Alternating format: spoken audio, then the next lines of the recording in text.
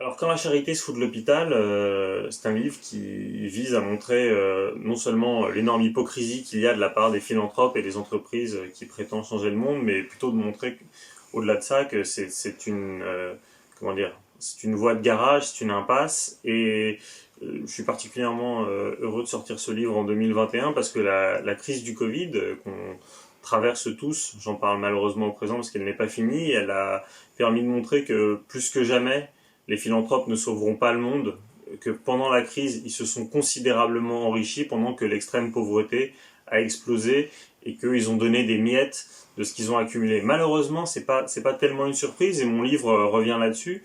Mon livre montre que depuis une quarantaine d'années, en fait, les impôts des ultra riches n'ont fait que diminuer pour être aujourd'hui largement inférieurs à ceux des classes moyennes. Je n'invente rien et je ne réinvente rien. Ça a été très largement popularisé par beaucoup d'économistes, au premier rang desquels évidemment Thomas Piketty, mais plus récemment Emmanuel Saez et Gabriel Zucman.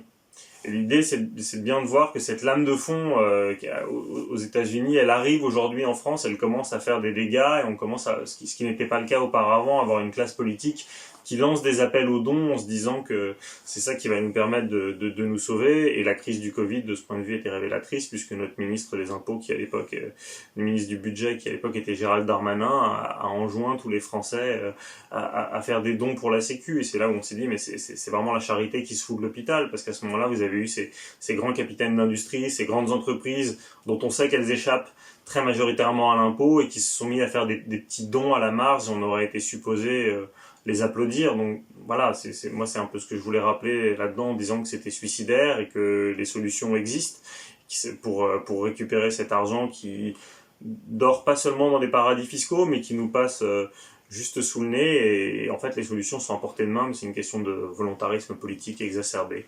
Donc voilà, j'espère que ça vous plaira.